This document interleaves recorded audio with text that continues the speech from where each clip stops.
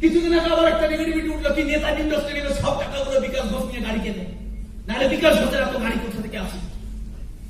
আরে নেতাজি ইন্ডাস্ট্রিয়াল সব টাকা নিয়ে যদি আমি গাড়ি কিনি তাহলে পিতল সংস্থার ভেতরে লোক ঢুকবে না, বাবাই নায়কের ভেতরে লোক ঢুকবে না, বাবাই নায়ক জানবে না সারা বিকাশ ঘোষ চিটিংবাজ। আর যদি বাবাই নায়ক জানে যায় বিকাশ ঘোষ চিটিংবাজ, বাবাই নায়কের শুধু আমার প্রতি রেসপেক্ট শেষ হবে না, বাবাই নায়কের নিজের আদর্শ শেষ হয়ে যাবে। কোনোদিন এই বিজনেস লং টাইম চলতে পারে না, এত বড় নেটওয়ার্ক কোনোদিন চলতে পারে না। এইগুলো বুঝতে হবে তোমাকে।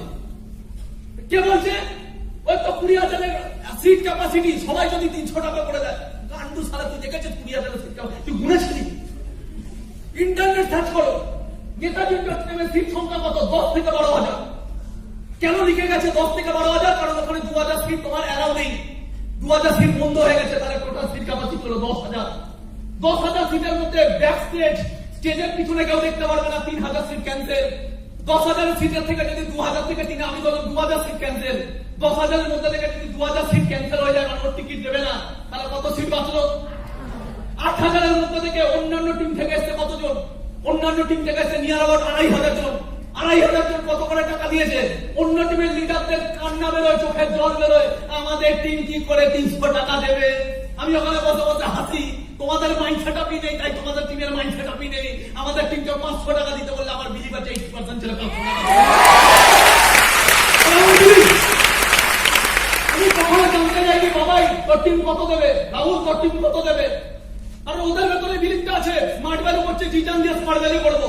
কোটিপতি হওয়ার জন্য জন্মেছে যখন সারা রেকগনিশন প্রোগ্রাম বছরে একবার আমাদের দুর্গাপুজো হয়, একবার আমাদের ঈদ হয়, একবার আমাদের হোলি হয়, সেগুলো রেকগনিশন প্রোগ্রামে 200 টাকা না 100 টাকা না 300 টাকা ভাবতে যায় না। আমি ওখানে বললাম স্যার কোনো টেনশন নেবেন না, টিকিটের যত খরচা, হল মেইনটেনেন্স করতে গেলে যত খরচা আছে আপনি বাজেট বলুন, আমি আমার টিম থেকে যত কালেকশন হচ্ছে সেটা বলুন, বাকি পুরো টাকা আমি ম্যানেজ করে দেবো।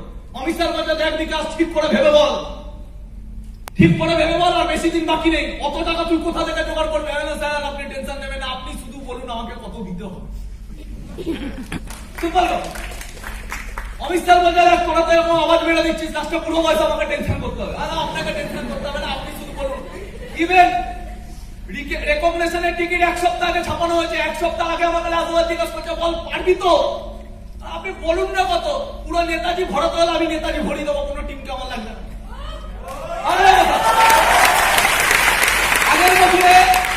আগের বছরে নেতাজি ইন্ডোর স্টেডিয়ামে অনেক টিম ছিল, ওখান থেকে কিছু টিম এইবার সরে গেছে। একটাই টার্গেট, আমরা আমাদের 2,000-3,000 ছেলে মেয়েকে নিয়ে নেতাজি ইন্ডোর স্টেডিয়ামে ছেড়ে আলাদা করবো। আর যদি আমরা আমাদের টিম নিয়ে আলাদা করি, বিকাশ বছর দম কোথা থেকে হবে নেতাজি ইন্ডোর স্টেডিয়ামের ভরানো? আরে ভগবান যার উপরে আছে তার কেউ কিছু বিগড়াতে পারবে না, তুই সরে যাও, ওই জায়গাগুলো আমাদের টিম আবার নিয়ে নেবে, নিয়ে এসছে। এবার তুমি হিসাব করো, 10,000 টিকিটের মধ্যে থেকে 3,000 টিকিট দিল, আমি ধরলাম 2,000 টিকিট দিল না, তাহলে বাঁচলো কত?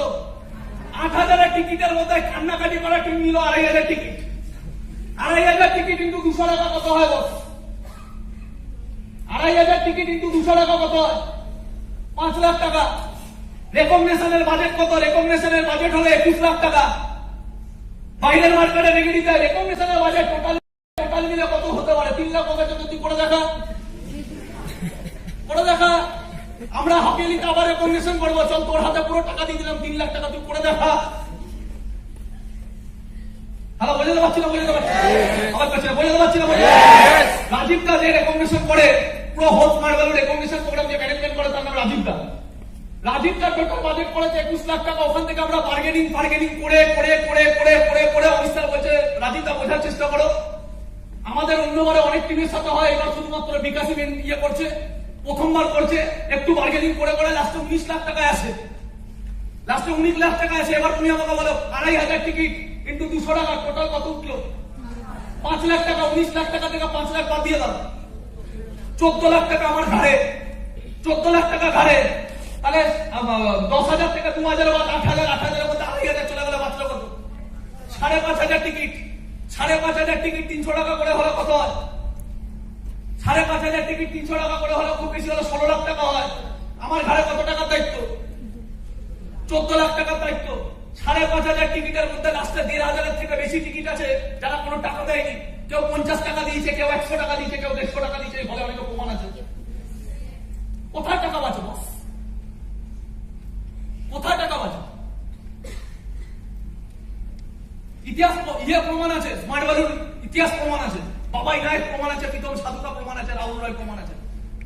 আজকে আমি গাড়ি কিনেছি, যখন আমি প্রথম স্মার্ট ভ্যালুতে সিলভার আছি বলে গাড়ি কিনেছি, বাইক কিনে আমার লাইফের প্রথম বাইক চালাতে পারি না, বাইক কিনেছি কেন? কারণ আমি আমার টিমের লিডার, বাইরের টিমটা তখন থেকে আমরা নেগেটিভ খাওয়া স্টার্ট করি। তখন থেকে আমরা নেগেটিভ খাওয়া স্টার্ট করি। যখন বারাসাতের একটা ছোট অফিসে আমি কাজ করতাম তখন থেকে নেগেটিভ খাওয়া স্টার্ট করি। বাইরের টিমগুলো কি করতো, একটা উইক টিম ভেবে কি করতো, নেগেটিভ লেভেলে তোদের সিনিয়রদের গাড়ি আছে, তোদের সিনিয়ররা স্টেজে ওঠে, তোদের সিনিয়রদের জায়গায় কোথায়, বিকাশ ঘোষকে কে চেনে? প্রচুর ছেলে আছে যারা আমাদের টিমে রিটার্ন করাতে আসে। বারাসাতে আমি দাঁড়িয়ে আছি, কয়েকজনের সাথে কথা বলছি, অন্য টিমে 2-4টা ছেলে রিটার্ন করাতে নিয়ে এসছে, ওখানে আমার টিমের সাথে ঝামেলা করে বিকাশ ঘোষের নামে গালাগালি দিচ্ছে, আমি পাশে শুনছি। ও বিকাশ ঘোষ চিনি, ভালো মতো চিনি, মালটা পুরো চিনিং মাছ, তোমরা চিনিং মারি। আমি বসে আছি, দাঁড়িয়ে আছি সামনে, মানে জানি না বিকাশ ঘোষকে, বিকাশ ঘোষের নামে খিস্তি খাবারে দিয়ে যাচ্ছে। আমি জিজ্ঞাসা করছি, ভাই তুমি কোন টিমে? আর তখন আমাদের ডিসকর্ডারও ভালো থাকতো না। ভাই তুমি কোন টিমে? বলছি আমি এই টিমে, দীপঙ্কর, আমি নাম নেই বলতে এই টিমে। বা ভাড়াবাড়ি কোথায় কাজ করো? বলছে এখানে কাজ কর। দীপঙ্কর দা কি ট্রেনিং দেয়? দীপঙ্কর দা এই বছরেই করবে। এবার আমাদের টিমও কিছু খাওয়া আমার আছে। কে তোমাদের দীপঙ্কর দা? আমরা বিকাশ দাকে চলো।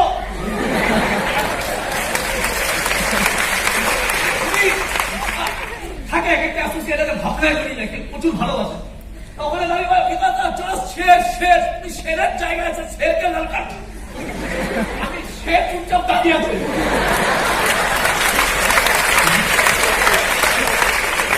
আমি চুপচাপ দাঁড়িয়ে আছি।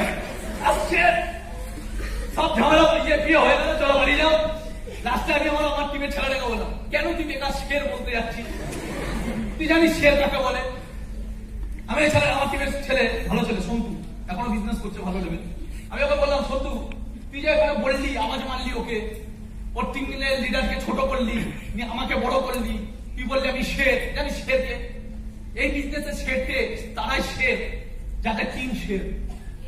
তুই যদি আমার নামে এত কিছু না বলে, তুই যদি কালকে টার্গেট নিতি যে আগামী 2 বছরের মধ্যে তোর টিমের যে সিনিয়র আছে তার থেকে বড় টিম পেয়ে দেখাবো, সেই দিনকে আমি প্রমাণ পেয়ে যেতাম যে আমি সত্যি শের। কারণ আমার টিমের শের পয়দা হয়ে গেছে, যে আওয়াজ মারছিল তাকে ধ্বংস করার ক্ষমতা আমার টিমের পারফরমেন্সে আছে, তখন আমি হতাম শের।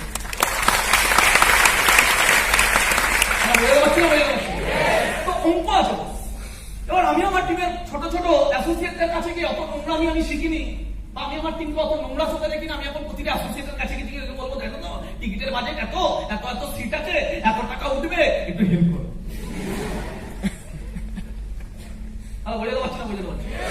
আমরা জিন্দিগিতে বছরের পর বছর রেকগনিশন প্রোগ্রামে গেছি, ওই কোনায় বসেছি, ওই নেতাজি ইন্ডাস্ট্রিয়াল কোনায় বসেছি। আর 1 বছর 2 বছর বসিনি। লোক তো সালে 1 বছর বসতে না বসতে পরের বছর স্মার্ট ভ্যালু রেকগনিশনই দেখতে পায়। অনেকে তো জয়েন করে রেকগনিশন প্রোগ্রাম দেখা লেগে গায়েব হয়ে গেল। আমরা বছরের পর বছর ওখানে বসেছি, হাততালি মেরেছি, পরের বছর আবার গেছি, হাততালি মেরেছি, পরের বছর আবার গেছি, হাততালি মেরেছি, পরের বছর আবার গেছি, হাততালি। এত হাততালি জমা পড়ে গেছে আমার জন্য, তো পুরো ইন্ডাস্ট্রিয়াল আমি এত হাততালি কেন আছে কেন?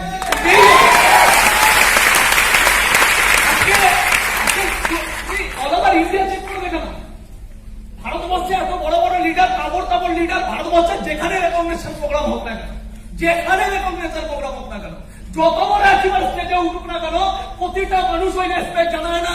আজকে বিকাশ ঘোষ ইন্ডোর স্টেডিয়ামে এন্ট্রি নেওয়ার সাথে ওই রেসপেক্ট আছে। 5 বছর ধরে হাততালি জমানো আছে, হাততালি গুলো রিটার্ন হওয়ার টাইম আজকে ওপরে একসাথে দিয়েছে।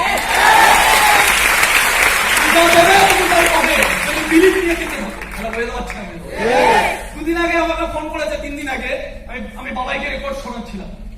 3 দিন আগে আমার একটা অ্যাসোসিয়েট আমাকে ফোন করেছে যে 8 বছর আগে আমাকে ছেড়ে চলে গেছিল বিজনেসে, কেন বিজনেস হবে না বলে, তাই তার নাম জয়ন্ত। তো 3 বছর আমার সাথে 2 বছর বিজনেস করে, 2-3 বছর বিজনেস করে। তখন আমাদের কিন্তু এরকম অ্যাসোসিয়েশন ছিল না, তখন আমাদের এত ভিজন ছিল না, কিচ্ছু ছিল না। ছেলেগুলো খেটেছিল, মোটামুটি খেটেছিল। তখন আমাদের টেন্স অত উন্নত ছিল না, অফিস ছিল না, কোনো গাইডলাইন ছিল না। সপ্তাহে একটা ট্রেনিং এর উপর বিলিভ করে আমরা বিজনেসটা করে যেতাম, কারণ আমাদের কোনো সিনিয়র ছিল। সপ্তাহে একটা ট্রেনিং এর উপর বিলিভ করে আমরা চলে যেতাম। প্রতি সপ্তাহে একটা করে ট্রেনিং পেতাম, ওই ট্রেনিং এর উপর বিলিভ করে আমাদেরকে আমাদের মাইন্ডসেট ধরে রাখতে হতো, আমাদের টিমের মাইন্ডসেট ধরে রাখতে হতো। তো জয়ন্ত যাই হোক, হঠাৎ করে লাইফে ফ্রাস্ট্রেটেড হয়ে যায়, বিজনেসটা করতে করতে 2 বছরে ফ্রাস্ট্রেশন হয়ে যায়, 3 বছরে ফ্রাস্ট্রেটেড হয়ে যায়। ওর দাদাও তো ওই সময় বিশ্ব বাংলার একটা চাকরি জোগাড় করে দেয়, যার মাইনে 12,000 টাকা। আর জয়ন্ত হাজার ওই 12,000 টাকার মাইনে দেখে কোথাও না কোথাও ওর ভেতরে চলে আসে যে স্মার্ট ভ্যালুটা 3 বছর করলাম, কোনো তো ভবিষ্যৎ হলো না, চাকরিটা আজকে আছে কালকে তো নাও পেতে পারি, একটা অপরচুনিটি। ও কি করে 12,000 টাকা করে বিশ্ব বাংলা চাকরিতে ঢুকে যায়, ভবিষ্যৎ আসবে।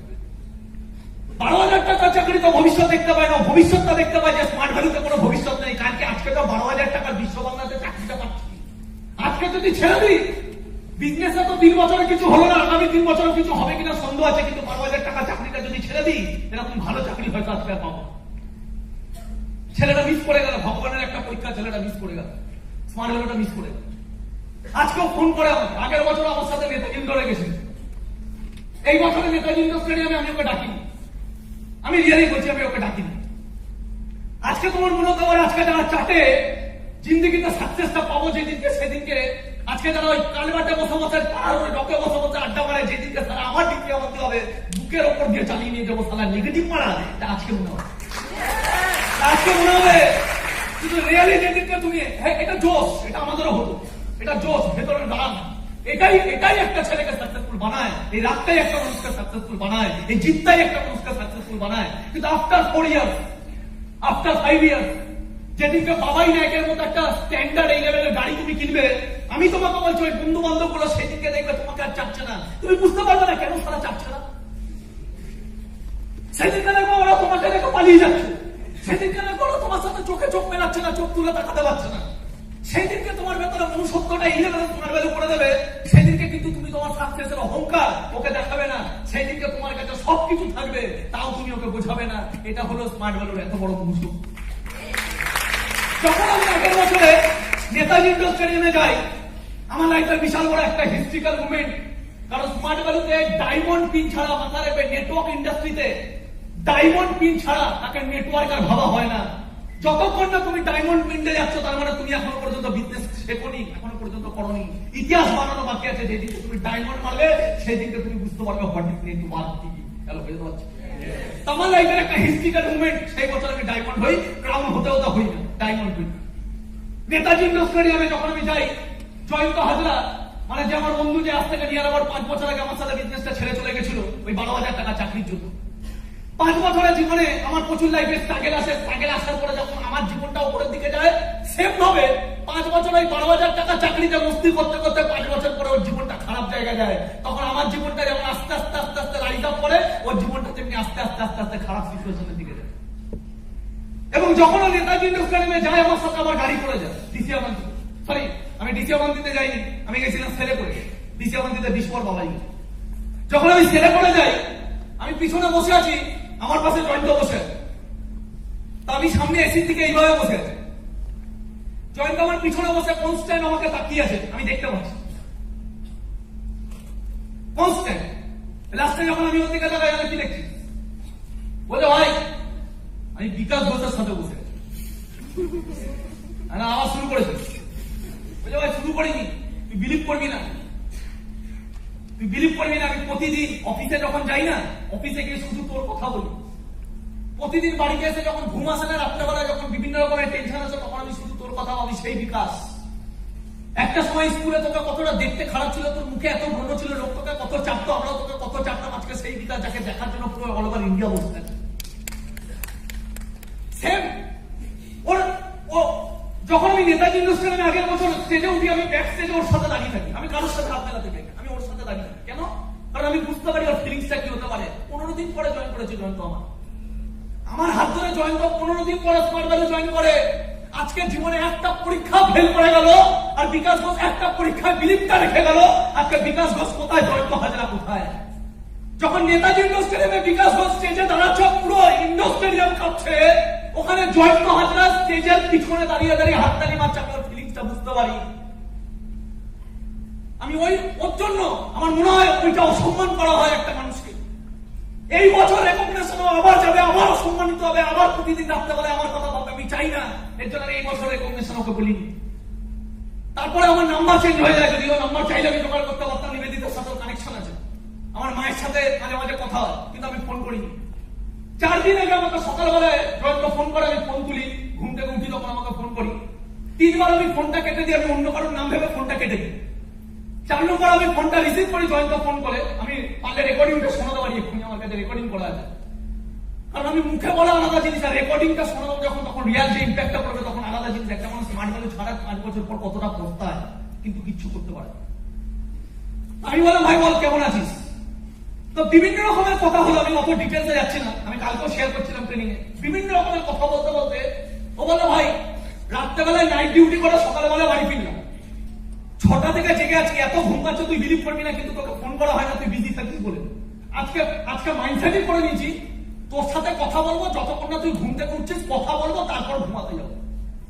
বিকালবেলা আবার আমার ডিউটি আছে, এখন যদি না ঘুমাই বিকালবেলা গিয়ে প্রবলেম হয়ে যাবে, কিন্তু তোর সাথে কথা বলবো, অনেকদিন কথা হয়। হ্যালো বল। বলছে ভাই তোর ভিডিওটা দেখলাম, অনেকবার দেখলাম, সত্যি ভাবি ওই বিকাশ ঘোষ তোর পাওনা ছিল। হ্যাঁ না, আমার পাওনা ছিল না রে, বড় পাওনা ছিল, আমার থেকে বেশি খেটেছিলি তুই।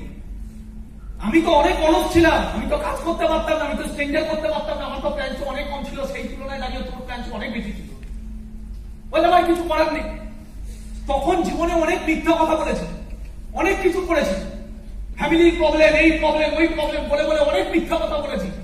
আর মিথ্যা কথা বলার পরে আজকে স্মার্ট ভ্যালুটা মিস করে গেলাম। আজকে বাড়িতে সত্যিকারে এত প্রবলেম তুই বিলিভ করবি না। তুই তো জানিস আমার বাবা মারা যাওয়ার পরে আমার মা পাগলের মতো হয়ে গেছে, আমার দাদা মেন্টাল পেশেন্ট, 3 দাদা ছেড়ে দিয়েছে ঘর, আমাকে এত সবকিছু চালাতে হয়। 29-30 বছর বয়স হতে চললো, বাড়ি থেকে বিয়ের পেশার আছে, বিয়েটা করবো কি করে, 12,000 টাকা মাইনে, কেটে কুটে 8,000 টাকা পাই, কোন টাকায় সংসার চালাবো। স্মার্ট ভ্যালুর আজকে সাইডটা চলে, আজ থেকে 5 বছর আগে স্মার্ট ভ্যালু সাইডে 2-3 জনকে ছেড়ে চলে গেছিল। বলতে ভাই আজকে তোকে দেবতা বলি আমি, আমার কাছে তুই দেবতা, অন্যদের কাছে কি হতে পারি জানিস, আমার কাছে তুই শুধু আমার বন্ধু, আমার কাছে তুই দেবতা। আজকে তুই টিমটাকে দেখেছিস, আজকে আমার স্মার্ট ভ্যালু থেকে প্রতি সপ্তাহে যদি একটা করে চেক আসে, আমার ওই চেকটা আমার সংসার অনেক বেশি কাজে লাগে। কিন্তু মাথা রাখবে এই জয়ন্ত হাজরা, একটা সময় আমার টিম ছিল না, জয়ন্ত হাজরা টিম ছিল। একটা সময় আমার আর্নিং সাইড ডাউন ছিল, বছরের পর বছর কিন্তু জয়ন্ত হাজরা টিম পেত। ওই সময় জয়ন্ত হাজরা একটা করে চেক পেত, আমি যখন বলতাম ভাই অফিসটা চালাতে হবে, আমাদের ছোট টিম কেউ দেখার নেই, তুই তো চেক পাস, তুই একটু কন্ট্রিবিউট কর, আমি যদি ধার দেনা করে কন্ট্রিবিউট করতে পারছি, তুই তো চেক পাস, তুই কন্ট্রিবিউট কর। তখন জয়ন্ত হাজরা কন্ট্রিবিউট করতো না, জয়ন্ত হাজরা তখন জিম করতে যেত। জয়ন্ত হাজরা বলে তুই জানিস আমার কত খরচা আছে, আমাকে ডিম খেতে হবে, জিমের খরচা আছে, এই খরচা আছে। ভাবো মানুষকে পাপ কোথায় নিয়ে চলে যায়। আজকে জয়ন্ত হাজরা 5 বছর আগে 12,000 টাকা চাকরির লোক, স্মার্ট ভ্যালু ছেড়ে চলে যায়, আজকে সারা 12,000 টাকা চাকরি নিয়ে স্মার্ট ভ্যালু ভবিষ্যৎ দেখছেন, ঘরে বসে বসে কাটছে। রাস্তা আমাকে কি বলছে, বলতে ভাই তোর পাওনা ছিল, আমরা খেটে গেছি, কিন্তু আমাদের বিলিভ হয়তো তোর মতো ছিল না, তোর পাওনা এটা। তুই কত গরিব ঘরে দেখেছিস যেখানে রাত্রে ঘুমানো যায় না, একটা ছোট ত্রিকোণা ঘর, যেখান থেকে বৃষ্টি পড়তো, তোর বাড়িতে আমরা দেখে এসেছি, তোর বাবা রিক্সা চালাতো, কত প্রবলেম, 5টা বছর তুই চেক না পেয়ে কাজ করে গেছিস, এইটা বিলিভ। আজকে তোর তো পাওনা হবেই, আজকে তোর তো পাওনা হবে, আমাদের হয়তো পাওনা ছিল না। আমি তখন বলছি তুই কবে আসবি বল, আমি ওকে বলছি তুই কবে আসবি বল। বলছে ভাই আজকে আমি আসতে চাই, কিন্তু আমি আসতে পারছি না, তুই বিলিভ কর, আমি আসতে চাই কিন্তু আমি আসতে পারছি না। ভগবান যদি আমাকে আবার সুযোগ দেয়, আমি কোনো না কোনোদিন ঠিক হওয়ার আসার চেষ্টা করছি। তাহলে একটা মানুষ আজকে প্রতিদিন পস্তায়, কিন্তু রিটার্ন আসতে পারে না। হ্যালো, বুঝতে পারছি না, বুঝতে হ্যালো পাচ্ছি না, বুঝতে পারছি না। হ্যালো আমান, আমান রেকর্ডিংটা চালানো যাবে, চালানো যাবে, তবে রেকর্ডিংটা লাস্টে শোনাবো যে একটা মানুষ স্মার্ট ভ্যালু ছাড়ার পর আজকে কি লেভেলে পস্তায়। সব থেকে বড় জিনিস কি, বড় জিনিস এটা না যে আমার টিম আমাকে কতটা রেসপেক্ট করছে, বড় জিনিস এটা যে একটা সময় আমার টিমে ছিল, আজকে স্মার্ট ভ্যালু ছেড়ে চলে গেছে, তারা আমাকে রেসপেক্ট করে।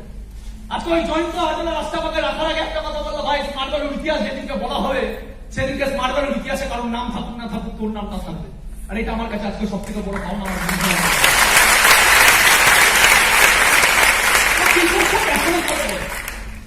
কিন্তু বিজনেসটা প্যাশনের সাথে করতে করতে অনেক রকম ভুল আমরা করে ফেলি।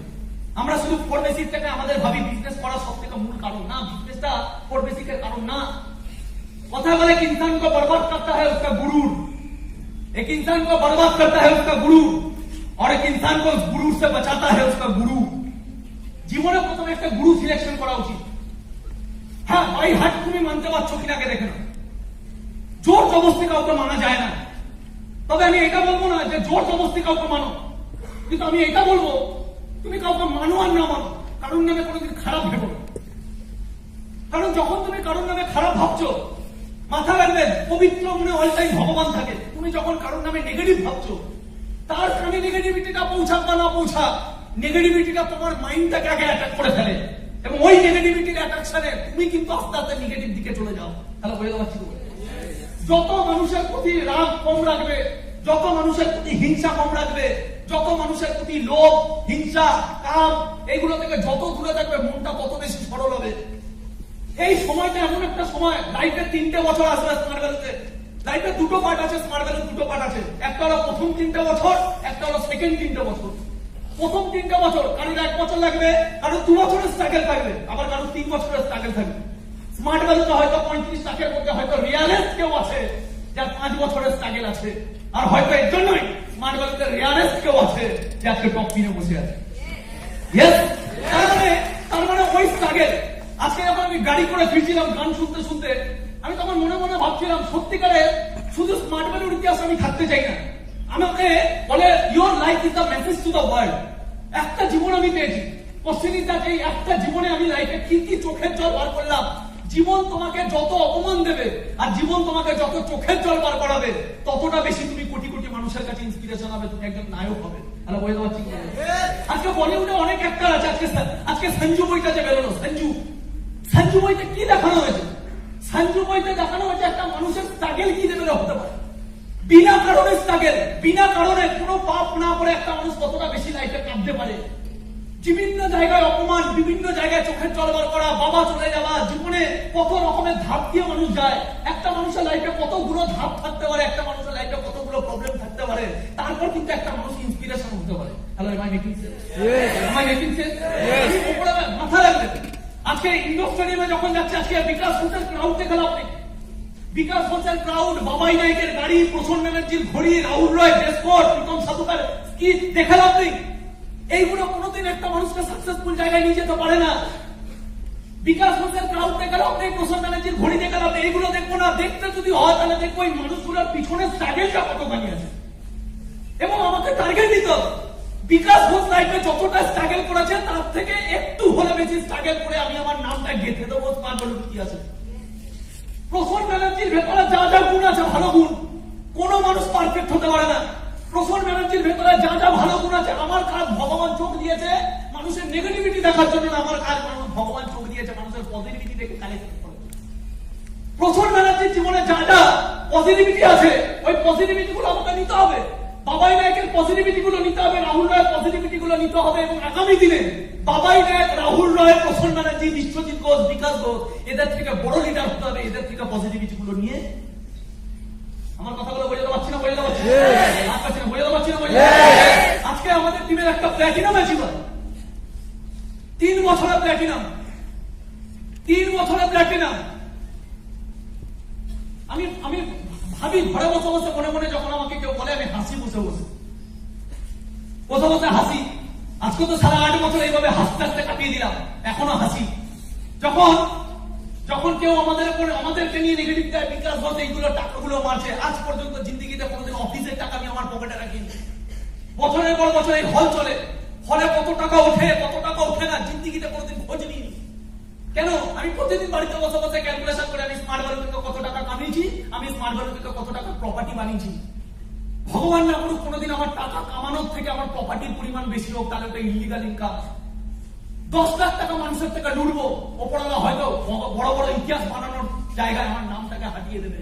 আমি 10 লাখ টাকা লুটার জন্য আসিনি। একটা সময় যখন 5 বছর আমার বিজনেস হয়নি, তোমার মনে হয় তখন আমি এত বড় বড় স্বপ্ন নিয়ে বিজনেস করেছি? না, স্বপ্ন ছিল, কিন্তু 5 বছর যখন বিজনেস করেছি তখন ভগবানের কাছে একটা জিনিস চেয়েছি, হে ভগবান, আমাকে জীবনে একবার গোল্ড অ্যাচিভার বানিয়ে দাও। গোল্ড অ্যাচিভার হয় সারা জীবন থাকতে যায়, কিন্তু স্মার্ট ভ্যালু যেন আমার জীবন থেকে কোনোদিন না চলে যায়। তখন গোল্ড অ্যাচিভার হলে ইনকাম কত ছিল? তখন গোল্ড অ্যাচিভার হলে বছরের ইনকাম ছিল 50,000 টাকা। 50,000 টাকা মানে মাসে 5,000 টাকা। আমি জানতাম বিকাশ ঘোষ আজকে বাইরের মার্কেটে গেলে আর 90% ছেলেদের মতো 5,000 টাকা ইনকাম করে লোকের কুত্তা হওয়ার থেকে অনেক ভালো স্মার্ট ভ্যালু থেকে গোল্ড অ্যাচিভার হয়ে, প্ল্যাটিনাম অ্যাচিভার হয়ে আজকের দিনে দাঁড়িয়ে নিজেকে নিঃশ্বাসটা নেবো, 10টা মানুষকে শেখাতে পারবো ক্যারেক্টারটা কি, অ্যাটিটিউডটা কি, স্মার্ট ভ্যালুটা কি, আগামী দিনে দেশের জন্য কিভাবে কাজ করে। বড় মাইন্ডসেট স্মার্ট ভ্যালুটা টিকিনি, 5 বছর বড় বড় স্বপ্ন নিয়ে টিকিনি। ভগবানের কাছে একটা জিনিস চেয়েছিলাম, ভগবান আমাকে 5,000 টাকা ইনকামের একবার কনফার্মেশন করে দাও, জীবনে যেন গোল্ড অ্যাচিভারটা হতে পারে। আমাকে আমার সিনিয়র যারা ছিল ওই সময় দাঁড়িয়ে, বান্টি মন্ডল, বিশ্বজিৎ সিং, ওরা আমাকে বারবার ঘরে ধরে নিয়ে যেত অমিত স্যারের বাড়িতে। আর অমিত স্যারের বাড়িতে আমি কোনোদিন মাইন্ডসেট নিতে যেতাম না, অমিত স্যারের বাড়িতে আমি প্রতিদিন মিষ্টি খেতে যেতাম। অমিত স্যারের বাড়ি যাওয়ার সব থেকে বড় সুবিধা, অমিত স্যারের বাড়ি যে যাবে অমিত স্যার তাকে মিষ্টি খেতে দেবে। এবার আমি অমিত স্যারের বাড়ি যেতাম, আমি জানি অমিত স্যার আমাকে কি বোঝাবে। 4 বছর তো বিজনেস করছি ভাই, জ্ঞান কপি হয়ে গেছে, আমি জানি অমিত স্যার আমাকে কি বোঝাবে। অমিত স্যার আমাকে সেই যতবারই গেছি অমিত স্যার আমাকে সেই লাস্ট থেকে একটাই কথা বলতো, 2 ডিগ্রি বাড়ো। বুঝতে পারছি না, অমিত স্যার আমাকে ঘুরে মেলাছে 2 ডিগ্রি বাড়ো।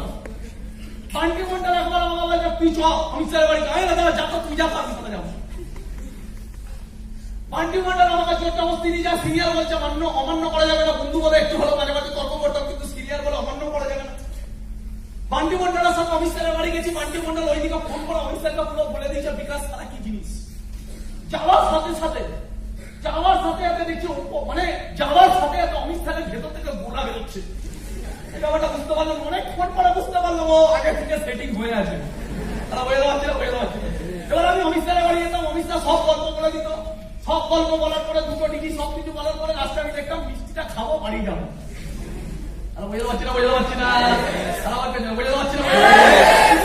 তুমি জানবে স্টেজ থেকে তারা দাঁড়ায় তাদেরকে দূর থেকে অনেক কিছু মনে হয়, এটা ভালো জিনিস, কিন্তু তা বলে এটা না যে নিজেকে ডিসরেসপেক্ট করবে। বুঝতে পারছি না।